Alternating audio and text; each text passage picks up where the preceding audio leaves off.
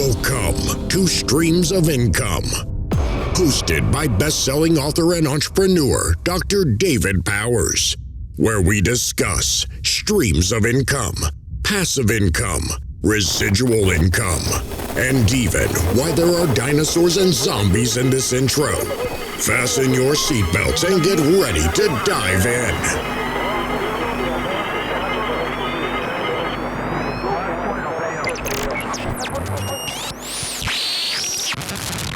Hey guys, Dr. Dave here with the Streams of Income podcast. Thanks for tuning into this edition. This one is going to be another solo edition because I just read yesterday the latest edition of Kitchen and Bath Design News. And this is just the cover, not even the whole magazine. I go through these magazines and I just shred them and rip them apart because I'm tearing out articles to give to people to use. I've got this one that I'm going to talk about today.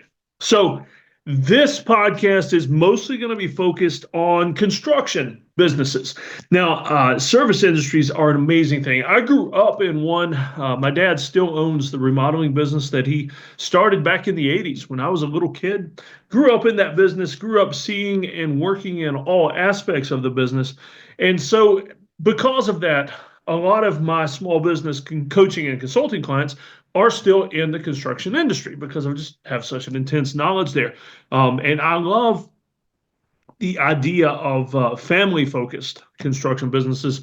Although, to be honest, those are often not very successful.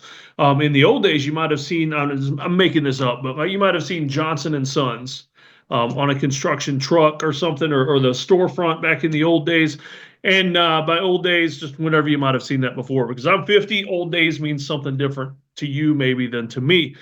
But you might have seen that kind of thing all the time. Nowadays, not so much. Nowadays, businesses are not named after people. They're not named after families or lineage. They're just named after whatever. My dad's business is Ocean Breeze, exterior remodeling. That's the name of his business. And so I still keep my ear to the ground, though. I follow industry magazines. I still go to construction conferences so that I know how best to help my clients. Also, it helps me get the inside edge on things I want to do here at my dream house. I get so many great ideas for the dream house I'm going to build when I go to construction conferences because I get to see new products and things. So let's look at this article.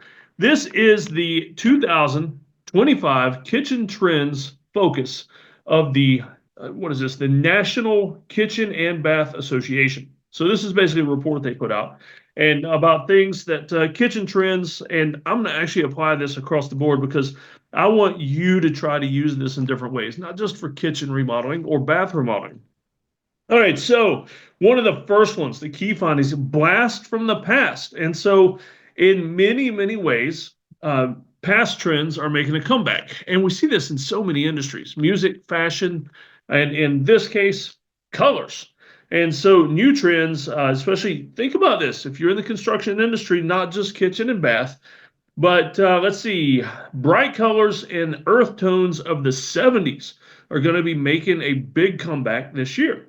Also, the muted mid-century modern aesthetic of the 50s will see a resurgence. And so we're seeing colors, and I mean, maybe we're going to start seeing the avocado green refrigerators. I've actually, you know what? I've said that to make a joke a bit, but I've already seen some companies coming out with retro appliance colors, refrigerators, stoves, dishwashers, even in retro appliance colors like avocado green. Or in this picture that I'm looking at, there's if you're seeing the video version of this, it's an orange color, not even a bright orange, kind of a muted orange. And so that's pretty cool. So just be aware, past trends are coming back. And so watch out for that. All right, a preference for personality as part of a broader trend. So in other words, custom stuff. People are wanting their personalities shown in the things that you're building for them. And so that doesn't matter if it's something outside, the siding color of the house, the front porch, they want their personality pushed by that. So where I live, I've got a farm here in upstate South Carolina, a huge yard and a field and woods right in front of my house. And so a big porch is a big thing for me. That's part of my personality. Also, my personality and the things I get into lend themselves toward family activities, like the kids playing sports and things. Even if I'm not out there throwing football with them, I still love to sit out there and just watch them, or I'll sit out there and read because I love hearing my kids play and laugh, and while I'm reading or even working. And so front porch would be a reflection of my personality. So you need to find ways to put that into your marketing, put that into your sales approach, and find ways to make money off of that and capitalize on these trends. All right, color is king. White and gray kitchens are off trend, with homeowners preferring light, natural colors instead. All right, so that's almost, you're gonna have to balance that out with the other part about the colors coming back. And so just goes to show you, you're gonna need to know your audience. You're gonna need to know your customer. I'm looking at my notes here. I just got off of a Zoom call with the Membership Freedom Group, and one of the things Vincent said was, you need to treat your customers like you're investing in them, not just them investing in you or your product or your service. And so getting to know your customers, getting to know them well, getting to know what they need, what they want. And sometimes that even turns into, if you can get to know them well enough, you can sometimes help them figure out what they want or what they really need versus what they thought they wanted. I mean, it's a really neat thing, but you got to put the work into it. All right, mix and match, blending colors and finishes, statement cabinets. People are getting tired of boring cabinets. I think with doors too. I've seen that a lot with exterior doors. A lot more people are repainting their front doors in a very bold color that contrasts with the rest of the house. Let's see, a focus on healthy living. Now, here's one that you can apply across the board in the different industries, not just construction. A focus on healthy living. It says here, the kitchen is becoming an epicenter for wellness. So that people are looking more into steam cooking, air frying, dehydrating, freeze dryers for freeze drying food. They're crazy expensive, but they're on an uptrend right now. So people are trying to get healthier, and not only that, more self-reliant, more sustainable. And so that's something to focus on with anything you do. All right, it says here, biophilic design is on the rise. I'm going to have to actually see what they're referring to with that. Okay. All right, so they're basically just, that's a fancy way of saying more light and sustainable food sources. So, biophilic. But they are finding that people are wanting more light into the houses, not so drab. High-end houses, you're seeing more window walls, where it's not just a sliding glass door, but the entire wall opens up. Of course, that's climate-driven. Would not work well in a lot of climates because you'd never be able to open it. I mean, even though here in the South, tons of sunlight, most of the year there's great sun, but it's so humid that very seldom would you ever find yourself opening that window wall up. Let's see, clutter reduction. Anybody out here that's not just construction, but doing consulting, anything like that, clutter reduction. Sometimes that's something that, well, matter of fact, referring to that group, I was just on the call right before I started this podcast, is we were talking about minimizing distractions, setting boundaries, things like that. So clutter reduction, just getting rid of clutter in your life, no matter what form it takes. Multifunctionality. People are looking for things that do more than one purpose. The days are gone, I think, when everybody is going to be buying 1,000 different things to put in their kitchen that only do one thing, that only accomplish one purpose. People are getting tired of that. That also goes along with the clutter reduction. Instead of buying a strawberry cutter or a strawberry peeler that pops the little strawberry, the leaves and everything off right away, people are just going to use a paring knife for that. Or you know what? If you don't have a paring knife, guess what? You use a steak knife for that. So people are multifunctional with more things. And then a focus on lighting. Everybody's wanting more natural light.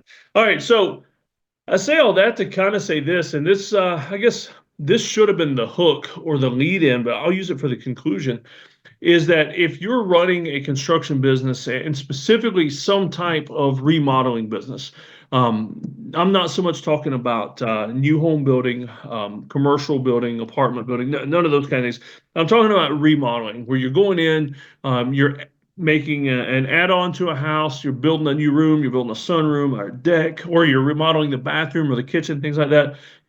If you're running a business like that, and I got to be honest, no matter what economy, if you're running a business like that and the numbers aren't working and you're not able to make any money and the jobs aren't coming in and the leads aren't coming in, chances are, and I know some of y'all may not agree with this, and some of y'all won't like this at all when I say this, but the problem is you.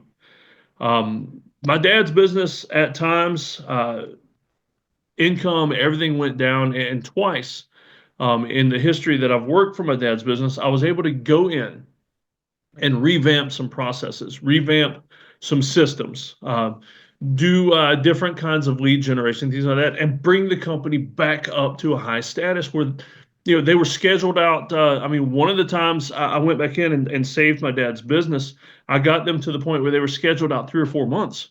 And we're talking when times are bad, they're scrambling for a job that week just to keep the workers busy and not having to go file for unemployment. And so I could go back in, change a few things, put a little hustle into it, which, the employees should be doing. And they'd be scheduled out 3 or 4 months within a year. And so, I hate saying it that way because, like I said, it probably has made some of you mad. Some of you might have turned this off. If you're still with me, I'm so happy for that, man, because that means you're willing to listen and willing to change. But the problem is usually it starts at the owner, and it goes on down through the employees, and everybody just gets demoralized. And the workers eventually barely start showing up. And when they do, they're low energy, that kind of thing. The problem is you, if your construction or remodeling business is not working. So be aware of that. So with that said, I will say this one thing that this other article pointed out.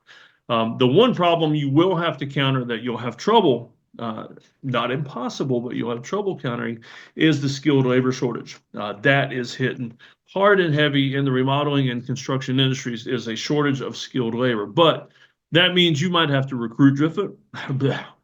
What did I just say? Recruit different. You might have to do more training.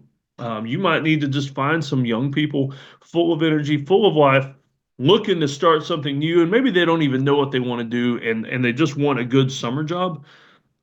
Build into those folks, train those folks, instill something in them that says, you know what, maybe this construction thing isn't so bad. Maybe I want to be the guy that owns this place or starts my own business and does that for the next 10, 20, 30 years. And so the skilled labor shortage, it's there. It's a thing. You can't work around that, but you can do things about it. So I guess in a way, it kind of still comes back to, if your construction business is not doing well and leads aren't coming in and jobs aren't being sold and you can't find any help, you're looking at the problem. Just go to your bathroom, look in the mirror. Chances are you are looking at the problem. And so that's a problem that only you can fix. And so, I love doing these construction reports. And like I said, I do consult different construction companies. And most often what I find is it's usually an owner that has run out of energy, or they've gotten bored, or they lack the drive to really push the company anymore. And when you see those signs and you realize that you are the problem, you need to decide. You kind of have two decisions. Maybe it's time that you need to change and do things different, or it might just be time to retire and do something else. And so that might be a situation where you need to train up the next generation. If you have family that work there, that might be the time to let a son or a daughter take over the business. Because let's be honest, like it was in my case, they've probably been kind of doing that the whole time anyway, and you were just still at the top of the chain of command. And so it might be time to just give them command and let them take over. And so think about this stuff. If you're in construction, especially remodeling, no matter where it's at, in or outside of the house, just a couple of things to think about. And if you ever have any questions or comments or anything like that on the construction stuff, or even better, if you want me to focus on something, like tell me where you're having trouble. Send me a message, send me a comment, tell me where you're having trouble and where your biggest issues are. And I can do some research and talk about it. I can go in depth talking about it more, or I can get you on the podcast and we can brainstorm that thing live on the air and treat it like a free coaching session. Just do it on air. And that way it not only can help you, but it can help some other businesses as well. So thank you for tuning in, and we will talk to you all next time. Hey, everybody, I just wanted to mention one last time before you go. If you ever want to do any brainstorming, let's say you listen to one of these podcasts and you thought to yourself, Dave, that was an amazing guest. And your interview questions were so thoughtful and introspective and inspiring. It made me think about something new, but I don't have anybody to talk to about this. Well, that's what I'm here for.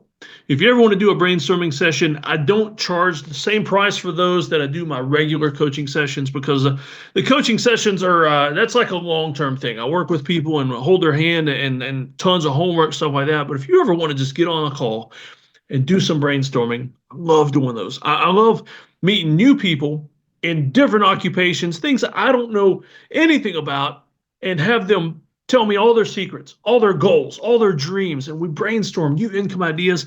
And you know what I really like? Let me tell you a secret. One of the things I really like doing is helping people see how they can make additional income or create new income streams based off of things they're already doing. In other words, don't add another job. Don't take on another part-time job. Don't add 15 side hustles to your existing income streams or stream if you're possibly in a full-time W-2 job. What I like doing is brainstorming with folks. It's like my specialty, and helping them figure out how to make money, more money, new money, sometimes passive money with things they're already doing. And so if you want to do a brainstorming session on something like that or anything else, I mean, I don't mind talking about anything. Getting your kids into entrepreneurial stuff, trying to work with your spouse because they hate entrepreneurial stuff, whatever you want to talk about, click the link below. It should be in the show notes. I say below. I'm not sure how you're watching this, but it is in the show notes, whether those are on the side, below, or somewhere else. But check the show notes. There's a link in there for the $99 brainstorming sessions. And, if you want to, feel free to email me. Ask me if it's the right fit for you before you book, whatever you want to do. But just be sure to get the help you need to make sure that you're able to take those next steps toward your income streams.